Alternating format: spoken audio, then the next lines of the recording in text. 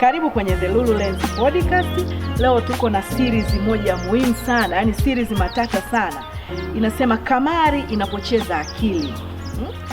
Leo tuko kwenye hii podcast sio kwa ajili ya kuhukumu, ila tupo kwenye podcast ya kuweza kuelezea nini kinachoendelea kwenye masuala mazima ya kamari.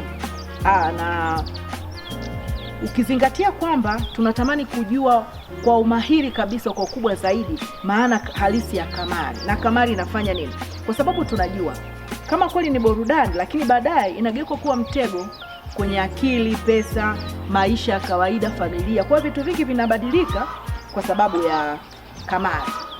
Na leo kwenye The Lulu Lens tuko na Betuna, dada yangu mrembo kabisa, ambaye ni counseling psychologist, lakini pia ni addiction professional. Kwa hiyo tutakuwa na dada Bettina, leo yeye atakuwa mtu wa kutufungulia kipindi chetu au mjadala wetu huu wa kuhusiana na kamari.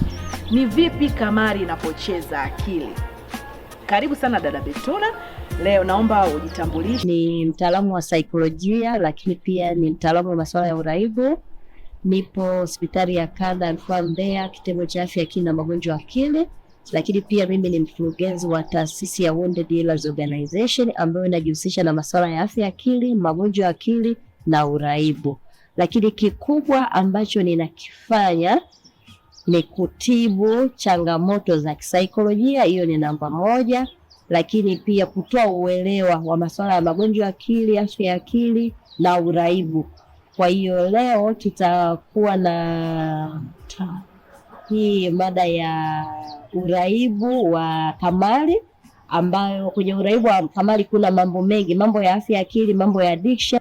Watu wengi wanasikia sana kwamba issue ya uraibu inahusiana na pombe, labda sigara, dawa za kulevya. Lakini leo natamani tunapozungumzia kamari, kwa lugha rahisi kabisa, uraibu wa kamari ni nini?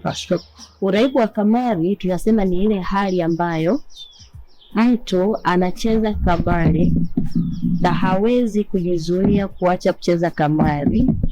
Ingari hali kamari imeshampa madhara, ameyaona, ameadmiti, na anajuta kucheza ile kamari, na inampa maumivu kucheza ile kamari, lakini bado anaendelea kucheza kamari, na wakati mwingine inafikia inaanza kuharibu, tunasema labda kazi, labda shule, mahusiano na jamii. Yani sasa anaanza kutoka kwenye ule uhalisia.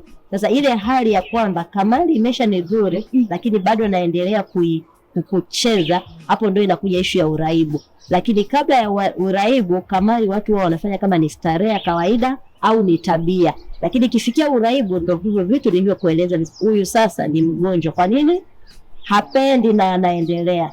Kama mtu atasema mbona ni mchezo tu, yani michezo kama michezo mingine, na mtu anatamani kuacha, kwa nini kitaalamu kamari inaweza ikawa uraibu? Japo mtu anatamani kuacha. Kamari inakuwa uraibu kwa sababu inaenda kuharibu mfumo wa akili unaofanya kazi, hasa lile eneo ambalo tunaita linatengeneza raha au utamu. Tunaita raha